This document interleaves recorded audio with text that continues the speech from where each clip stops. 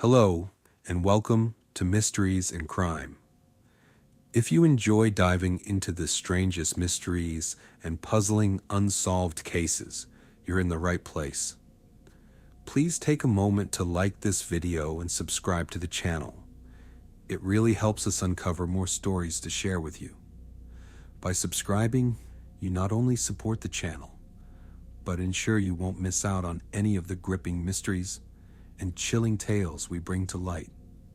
Together we can explore the unknown, one story at a time. Today we're unraveling a chilling tale that haunted a small Ohio town for nearly 2 decades.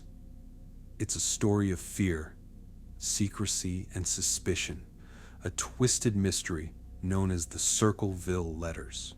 What began with a single ominous note soon spiraled into a web of accusations, threats, and even murder.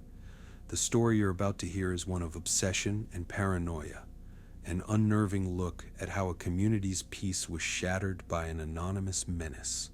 The events unfolded like a sinister puzzle, each piece more disturbing than the last, leaving the townspeople to question not just each other, but their own sense of safety and trust. So settle in as we take a deep dive into the cryptic world of Circleville, Ohio, where an anonymous letter writer brought an entire community to its knees. As we journey through this tale, remember that every detail matters, every clue adds to the mystery, and every unanswered question heightens the tension. Brace yourself for a story that will keep you on the edge of your seat, questioning the limits of human nature and the power of fear. It all began in 1976 in the quiet, picturesque town of Circleville, nestled amidst rolling hills and sprawling farmland.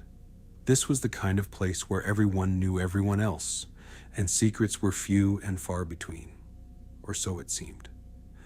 The town was a haven for those who cherished a slower pace of life, where neighbors gathered for backyard barbecues, kids played freely in the streets, and families attended church together every Sunday.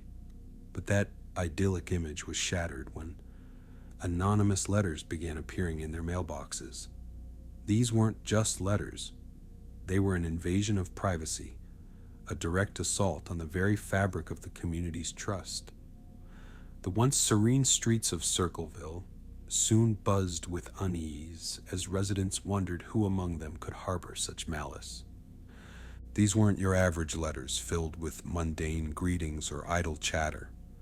They were crude, typewritten notes filled with shocking accusations and deeply personal secrets about the recipients. Each message seemed to pierce the very heart of its target, exposing affairs, financial troubles, and even alleged criminal activities. To make matters more sinister, every note ended with a chilling declaration: "We are watching you." The anonymity of the writer only added to the terror, turning every glance from a neighbor, every casual encounter, into a moment of suspicion. The letters weren't just words on a page. They were psychological weapons, designed to dismantle the victim's sense of security and stability.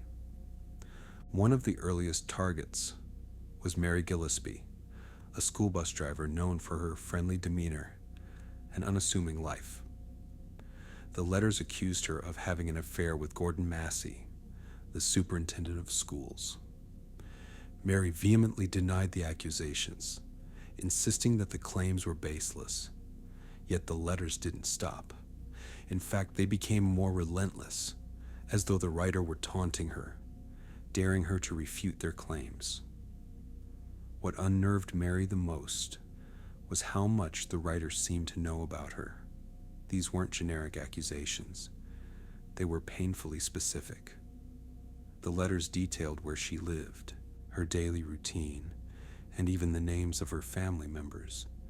It was as if someone had an omnipresent view of her life, a thought that sent shivers down her spine. Mary's mind raced with possibilities. Was it someone she knew? A neighbor? A friend? Each interaction became a potential threat. a new layer of fear added to her daily life. One particularly chilling letter read, "Mary, we know what you are doing. If you don't stop, your little girl will pay the price." The threat was explicit and terrifying. Mary's instincts told her to keep the letters private. She didn't want to draw attention to herself or alarm her family unnecessarily. But as the weeks turned into months and the letters became more menacing, she confided in her husband, Ron Gillespie. Together, they tried to piece together the identity of the mysterious writer. Who could harbor such animosity toward their family? How did this person have such intimate knowledge of their lives? The questions gnawed at them, but answers remained elusive. Their home, once a sanctuary, began to feel like a prison where every shadow, every creak could signify danger. Soon, Mary realized she wasn't the only one being targeted. Other residents in Circleville were receiving similar letters, each tailored to expose deeply personal secrets. These weren't random acts of harassment. This was a calculated campaign of terror. The letters' arrival sparked an atmosphere of paranoia throughout the town. Once friendly neighbors began eyeing each other with suspicion. Whispers of betrayal and treachery spread like wildfire. Circleville, once a beacon of small-town harmony, had become a cauldron of mistrust. The letters didn't just attack individuals, they poisoned the community, turning neighbors into adversaries and friends into foes. Things took a dark and tragic turn in August of 1977. One evening, Ron received a phone call that seemed to confirm the writer's identity. Without hesitation, he grabbed his gun and stormed out of the house, telling Mary he was going to confront the person behind the letters. Hours later, Ron's truck was found crashed into a tree along a desolate stretch of road. He was dead.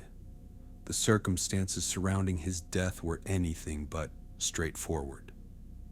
The coroner ruled it an accident, citing high levels of alcohol in Ron's system. However, Ron's family and friends insisted he wasn't a heavy drinker. More puzzling was the fact that the gun he had taken with him had been fired once. But at what? Or whom? Was Ron trying to defend himself?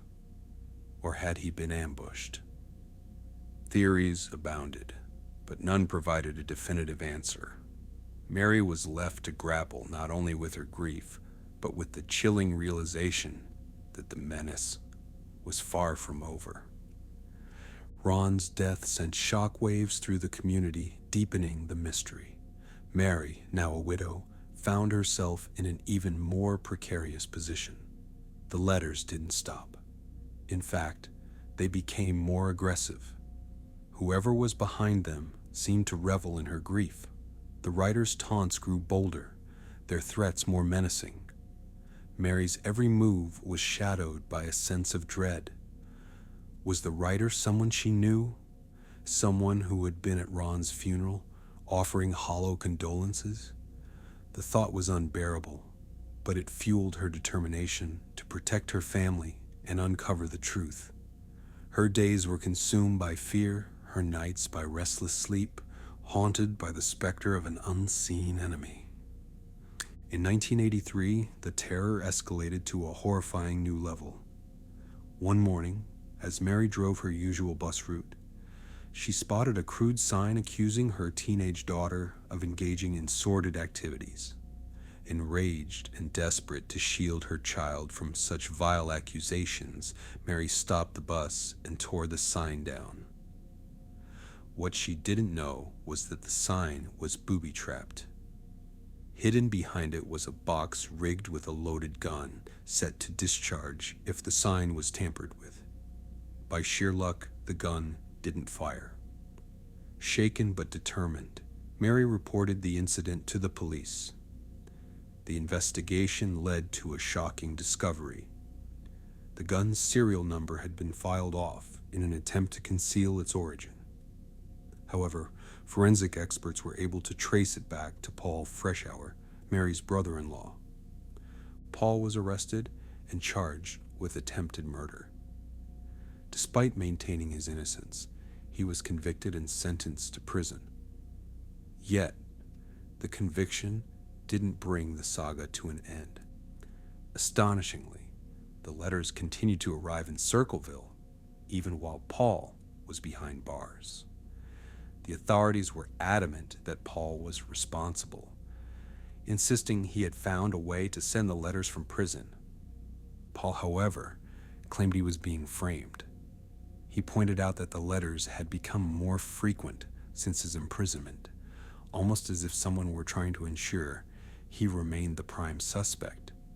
His protests fell on deaf ears, but the mounting contradictions in the case raised unsettling questions about justice and accountability. Adding to the confusion, handwriting experts who analyzed the letters were unable to definitively link them to Paul.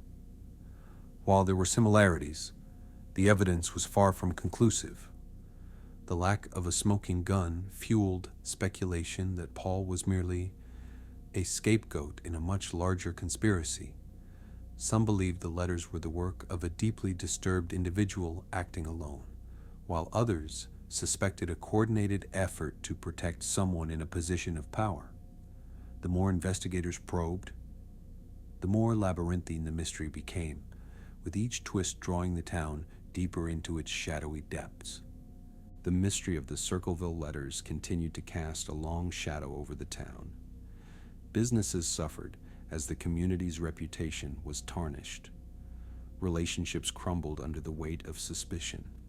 Residents avoided discussing the case, fearing they might become the writer's next target. It wasn't until 1994, more than a decade after Paul's imprisonment, that the letters finally stopped. By then, Paul had been released from prison, and he maintained his innocence until his death in 2012. Despite the passage of time, the wounds inflicted on Circleville remained fresh, a stark reminder of how fear and mistrust can unravel the bonds of a community. To this day, the identity of the Circleville letter writer remains a mystery.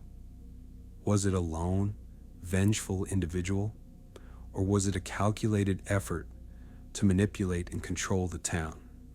The truth, it seems, is buried beneath layers of secrecy and fear. What is certain, however, is the lasting impact the case has had on Circleville. It serves as a haunting reminder of how fear can unravel the very fabric of a community, turning neighbors into adversaries and peace into chaos. The story lingers like a shadow over the town, a chilling testament to the destructive power of an unseen enemy.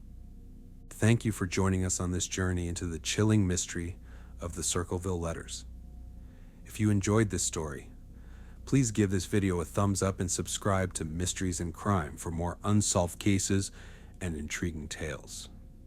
By sharing these stories, we not only keep their memory alive, but also inch closer to uncovering the truths hidden within them. Together, we can shed light on the darkest corners of the unknown. Remember, sharing these stories keeps them alive, and maybe, just maybe, it brings us one step closer to the truth. See you next time.